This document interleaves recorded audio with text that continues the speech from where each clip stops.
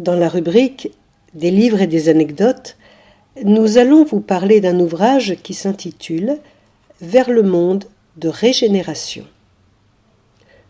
En novembre 2020, Manuel Filomena de Miranda signait une introduction à l'ouvrage « Vers le monde de régénération » qu'il venait de dicter au médium spirit Divaldo Franco Pereira.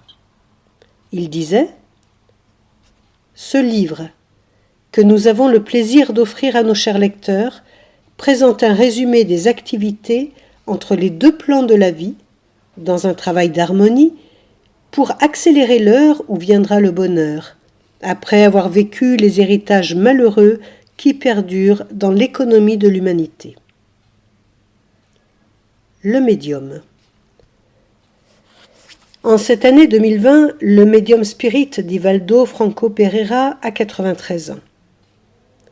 Avec plus de 70 ans de diffusion de la belle doctrine qu'est le spiritisme, il est le semeur d'étoiles et d'espérance qui relève le courage de milliers de Brésiliens.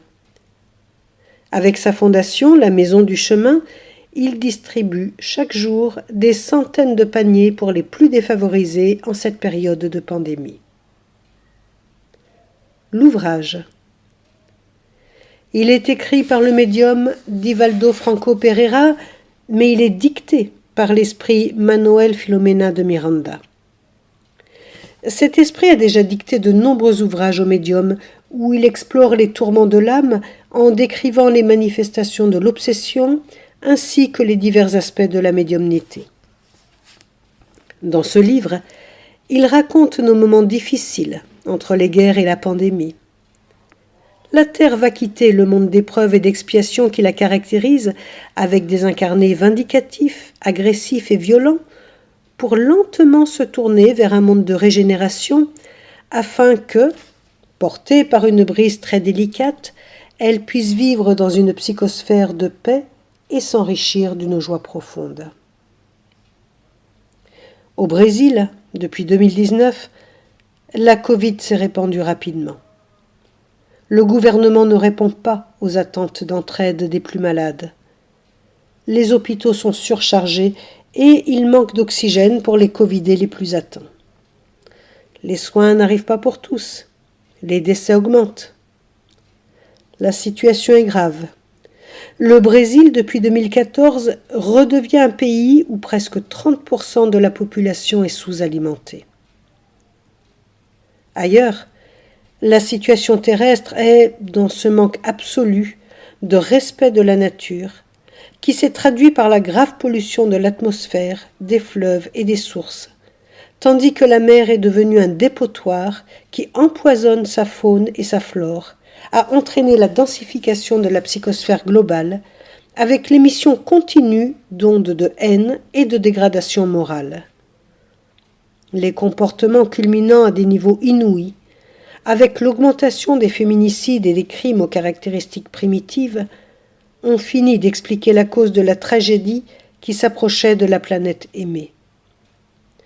Quand les êtres humains comprendront que le monde est fait de résonance, leurs pensées et leur conduite obéiront à des critères différents. Écoutons donc un passage. Au chapitre 4, l'étude des activités, on nous parle de l'aide des invisibles et ils établissent tout un programme. Notre travail est d'inspirer aux personnes des comportements sains, le respect des règles de sécurité proposées par les autorités de santé, un comportement moral et une vie familiale équilibrée, et de leur permettre de développer des sentiments de solidarité, de respect et de coopération en se reliant au monde spirituel, puisque le périple dans la chair est toujours temporaire. Il va sans dire qu'en des temps d'épreuves collectives et de témoignages programmés par la vie, les antres des régions spirituelles de l'ombre et de la douleur sont grands ouverts et libèrent les souffrances immenses qui assaillent les esprits aliénés de retour sur la terre pour se livrer à des vengeances infondées et à des persécutions inhumaines qui engendrent le crime et la perversité. Les cruautés qu'ils n'ont pas pu infliger plus tôt, ils les mettent en œuvre aujourd'hui, dans un monde désorganisé, en aggravant la condition psychique des êtres humains, sapant implacablement leurs énergies et les privant des joies de l'existence. Il nous faudra allier la compassion et la charité à l'amour qui discipline et à la justice qui ne faillit jamais, de façon à accélérer ces jours, en atténuant les tourments par la démonstration puissante de la protection de notre Père envers ses enfants qui ont dévié du chemin vers la vérité.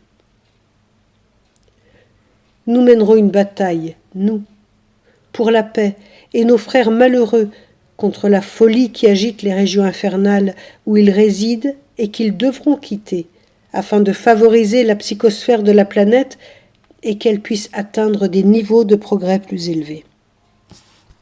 Malheureusement, les créatures frivoles se révoltent face aux injonctions et aux règles imposées par les autorités inquiètes, incertaines d'avoir pris les bonnes décisions et qui se disputent les compensations offertes par les postes qu'elles occupent, sans s'inquiéter réellement de la santé des personnes. Les statistiques inexactes, les comportements malfaisants et leur publicité se propagent à travers un tissu de fausses informations afin de collecter des dons extravagants au montant absurde, de créer la panique et, en plus de la maladie sournoise, de causer des dommages psychologiques dont le rétablissement sera très compliqué. Cependant, à mesure que l'infection perd de sa virulence, nous devons penser aux conséquences, une fois la situation revenue à la normale. Les jours ne seront certainement plus comme avant.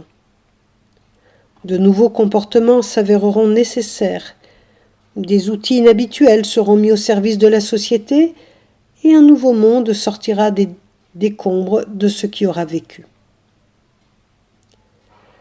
Nous faisons partie des travailleurs qui préparent le futur de l'humanité.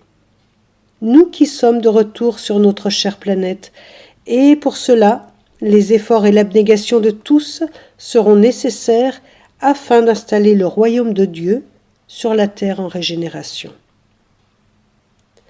Il y a tant de bénédictions qui se déversent des cieux sur les êtres humains qui sont conscients de l'immortalité de l'âme et des lois qui régissent l'univers. Pouvoir nous unir à nos frères réincarnés et leur transmettre courage et sang-froid en ces moments difficiles et dans d'autres plus graves à venir est un honneur que j'avoue ne pas mériter. Mais face à cette divine concession, je ferai tout mon possible pour œuvrer à ces semailles, les faire fructifier et mûrir, bénis par le Maître de Nazareth.